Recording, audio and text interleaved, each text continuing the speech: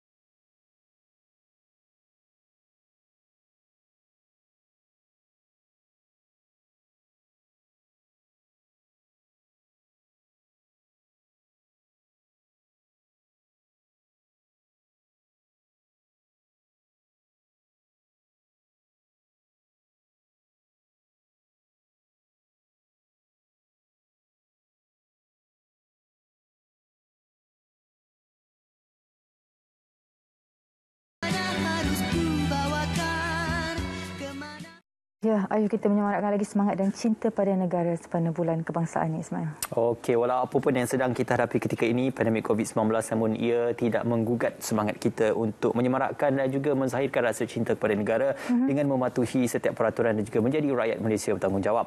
Seterusnya juga Hana, kita nak bercakap tentang ekspresikan merdeka, bagaimana kita melihat dalam menyemarakkan semangat cinta pada negara pada tahun ini, penggiat ataupun kita kata penyertaan sukan basikal untuk kita lihat atlet dan juga beberapa penggemar-penggemar sukan juga diterjemahkan dalam perihal kepada mengekspresikan semangat kenegaraan ini. Ya, kita akan bersama dengan Muhammad Bemos, penggiat sukan basikal di Taiwan yang berada di talian Skype sekarang ini.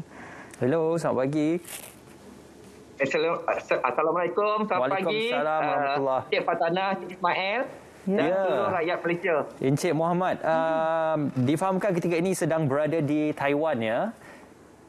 Ya, Okey. sekarang ni saya berada di Taiwan dan sekarang ni saya bersiaran dari puncak Elephant Mountain yang tuan-tuan boleh tengok di belakang saya, berdiri megah ya, berdiri megah, bangunan tertinggi di Taiwan ini, Menara Taipei 101. Ya. Wow, bagaimana keadaan di sana sekarang? Adakah kerajaan Taiwan menetapkan SOP-SOP tertentu bagi penggiat sukan di sana sekarang ni? Alhamdulillah, setakat ini sejak dalam minggu ini keadaan COVID-19 di Taiwan ini terkawal, dan contohnya semalam kita di Taiwan ini kes harian tempatan hanya kosong ya, tiada kes untuk beberapa hari. Dan untuk acara kita, aktiviti riadah berbasikal dan sebagainya, walaupun kes sangat terkawal, maksud dia kurang daripada 10 kes harian dalam seminggu dua ini, tetapi SOP sangat ketat. Dan sebagai contoh seperti yang ni, saya berada di tempat awam sekarang ni, saya wajib untuk memakai penutup muka. Jadi dan aktiviti pun agak terkawal, terpaksa dari segi berkumpulan, aktiviti berkumpulan dan sebagainya terpaksa dihadkan dengan jumlah-jumlah yang tertentu. Dan alhamdulillah semuanya kehidupan harian sekarang ni hampir kembali ke normal sepenuhnya lah dengan pematuhan SOP. Ya. Encik Mohammad, ya sudah pastinya anda berpeluang untuk menjelajah ya ke negara lain dan juga keluar negara. Jadi sudah melihat di negeri orang, ya orang kata hujan emas di negeri orang, hujan batu di negeri sendiri. Sudah pasti kita masih lagi merasakan semangat cinta ke negara itu amat tebal apabila kita pergi keluar negara. Jadi apabila anda berada di Taiwan dan anda juga menyertai sukan berbasikal, bagaimana anda melihat inilah salah satu cara untuk menzahirkan semangat cinta pada negara dengan apa jua yang sedang Encik Mohammad lakukan ketika ini? Betul, Tuan Ismail. Jadi walaupun kita berada di luar negara atau di mana-mana juga kita berada, sebagai anak Malaysia, kitalah yang akan mempunyai jati diri, jati diri yang kuat dan memartabatkan bangsa dan negara kita di mana juga kita berada. Sebagai contoh, dalam bulan kemerdekaan ini, saya di Taiwan ni menganjurkan mengadakan aktiviti berbasikal sepanjang bulan Ogos ini, bulan kemerdekaan, yang saya bahagikan kepada 3 sebenarnya. Yang pertama, untuk kayuhan kemerdekaan ini, kayuhan 3 gunung sebenarnya, 3 puncak gunung, di mana saya akan mengibarkan di samping saya berbasikal lebih daripada 200 km ke 3 puncak gunung utama di utara Taiwan ini dengan ketinggian lebih daripada 3,000 meter daripada paras laut, termasuk gunung yang tertinggi di utara ini. Di setiap puncak saya akan mengibarkan dialog gemilang, dialog gemilang sebagai tanda kesyukuran kita, kenikmatan yang kita alami sekarang ini di Malaysia. Yang keduanya, saya juga menganjurkan aktiviti berbasikal menjelajah 64 lokasi utama di Taiwan ini, daripada utara sampailah ke tengah Taiwan di bandar-bandar utama, termasuklah di pusat-pusat peranginan, di tepi pantai, di bangunan-bangunan bersejarah dan sebagainya, sebagai tanda kita menyemarakkan peranan kita sebagai rakyat Malaysia untuk menyemarakkan kemerdekaan kita ke-64 ini. Dan bila saya mengembara berkayuh ke tempat lokasi-lokasi terpilih, 64 lokasi terpilih ini, sejauh lebih daripada 1,000 kilometer sebenarnya, saya membawa imej Malaysia sebenarnya dengan menggunakan dari segi pakaian berlatar belakangkan Malaysia, yang seperti yang saya pakai sekarang ni, bertemakan batik, dan juga saya mengibarkan jalur gemilang di helmet saya yang saya pakai ini. Jadi secara tidak langsung masyarakat tempatan akan mengenali Malaysia dengan lebih baik lagi, khususnya di bulan-bulan kemerdekaan ini.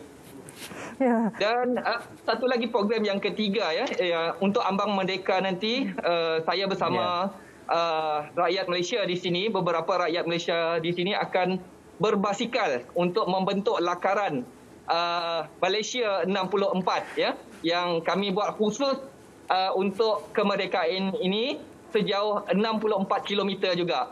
Jadi itulah ekspresi dan juga sokongan kami rakyat Malaysia, tanda sokongan semangat kami sebagai anak Malaysia walaupun kami berada di luar negara seperti di Taiwan inilah. Jadi bagaimana Encik Mohammad mengambil peranan ini dalam memberi contoh kepada anak-anak muda kita, terutama sekarang ini yang terkesan dalam segi emosinya dalam menghadapi situasi pandemik ini? Seperti yang kita maklum, COVID-19 ni berlaku bukan sahaja di Malaysia, dia berlaku di seluruh dunia sekarang ini, dan ramai yang terkesan dengan COVID-19 ini. Jadi yang penting kita sebagai rakyat yang terkesan sama ada secara langsung atau tidak langsung, kita hendaklah sentiasa mempunyai fikiran positif dari segi emosi kita, dari segi fizikal kita untuk menghadapi suasana ini. Sebab suasana sebegini kita memang tidak pernah jangka. Tiada siapa yang menjangka keadaan ini akan berlaku. Jadi sekiranya kita menghadapi kesukaran, masalah, kita hendak berfikiran positif dan menghubungi menghubungi orang yang boleh membantu kita lah. Kita luahkan permasalahan kita bila menghadapi kesukaran ini. Dan pastinya ramai juga yang kita tengok yang terkesan. Dan saya sendiri pun walaupun berada di luar negara ini sebenarnya amat sedih dan inilah terharu melihat keadaan yang berlaku di tanah air tercinta sekarang ini. Dan ia juga melibatkan sahabat handai dan juga ahli keluarga yang telah disahkan positif dengan COVID-19 ini. Jadi memang saya walaupun berada di jauh tetapi jiwa raga saya tetap di Malaysia untuk rakyat Malaysia. Ya, Encik Mohamad, kalau boleh kita kongsikan juga sebenarnya Encik Mohamad difahamkan kini berada di Taiwan, bermastautin di sana. Jadi perihal tentang pengalaman berada di negara orang, ya sudah pasti cabarannya itu amat besar, khususnya untuk mengasimilasikan diri dengan budaya di tempat orang dan juga untuk mencapai impian dan cita-cita di tempat orang. Jadi apa yang boleh dikongsikan tentang halangan, cabaran dan mungkin kesukaran yang terpaksa ditempuhi berada di negara orang lain? Sebenarnya Cik Ismail, di mana juga kita berada, bahkan kalau kita berada di Malaysia juga kita mempunyai cabaran. Cuma cabaran yang berbeza dan bagaimana kita untuk menghadapi cabaran-cabaran tersebut. Contohnya di Taiwan ini, saya sebagai dan juga warga Malaysia yang lain khususnya yang beragama Islam mempunyai ujian di sini untuk mendapatkan makanan halal dan sebagainya, tempat beribadah. Tetapi sekiranya kita berfikiran positif, insya-Allah jalannya sentiasa terbuka luas.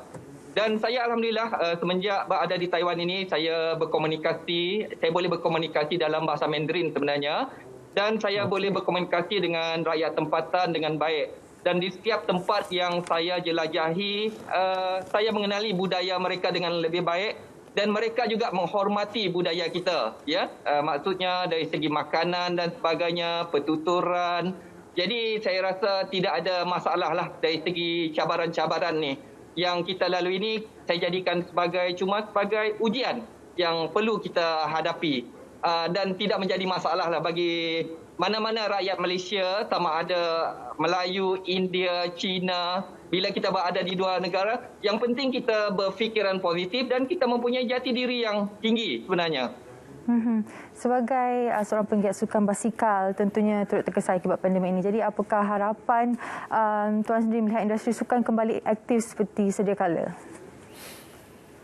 Itu memang harapan kita sebenarnya, setiap rakyat Malaysia, bukan saja di Malaysia sebenarnya, di seluruh dunia ya.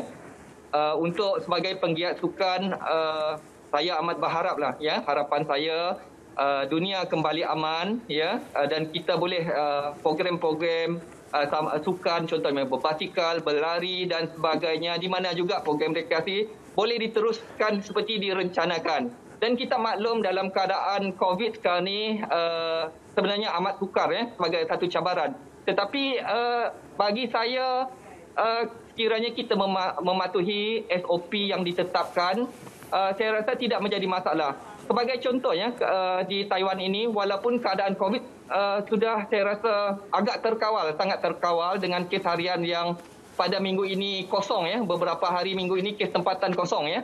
Jadi kami masih lagi diwajibkan menggunakan mask di tempat awam. Dan saya berbasikal pun, semasa aktiviti berbasikal, walaupun berseorangan di gunung dan sebagainya, saya masih lagi menggunakan mask. Ya? Jadi saya rasa untuk kita mengawal COVID ni, sebab dia sudah berada di dalam masyarakat, kita yang perlu mengambil peranan untuk menjaga diri kita, ahli keluarga kita dan juga masyarakat di sekeliling dengan mematuhi SOP yang telah ditetapkan oleh pihak kerajaan lah. Ya, baik. Terima kasih Encik Mohamad atas perkongsian itu. Kita harapkan, kita doakan selamat maju jaya untuk Encik Mohamad. Semoga sentiasa selamat dan juga stay safe di sana, dan insya-Allah kita menantikan juga kepulangan Encik Mohamad nanti untuk ke Malaysia, untuk mungkin boleh berkongsikan dengan anak-anak muda selepas ini tentang apa yang dicapai dan juga impian untuk kita meneroka yang lebih baik di luar sana, insya-Allah. Terima kasih Encik Mohamad. Terima kasih Cik Fatanah, Cik Ismail dan juga penerbit kita pada pagi ini, Puan Fatiah dan juga kru-kru RTM. Yeah. Jadi saya mengambil kesempatan ini bersama sahabat-sahabat saya ya di Taipei ini warga Malaysia yang di Taipei ini sebagai tanda sokongan kami kepada untuk menyemarakkan Hari Kemerdekaan kita yang ke-64. Kami ingin mengucapkan selamat Hari Kemerdekaan ke-64 negara Malaysia. Merdeka! Merdeka! Merdeka! Merdeka! Assalamualaikum warahmatullahi wabarakatuh. Waalaikumsalam warahmatullahi wabarakatuh. Itulah dia bersama dengan keluarganya di sana juga. Terima kasih Encik Muhammad, dan juga kita ucapkan selamat maju jaya juga di sana dan selamat Hari Kebangsaan. Baik, seterusnya sebenarnya kita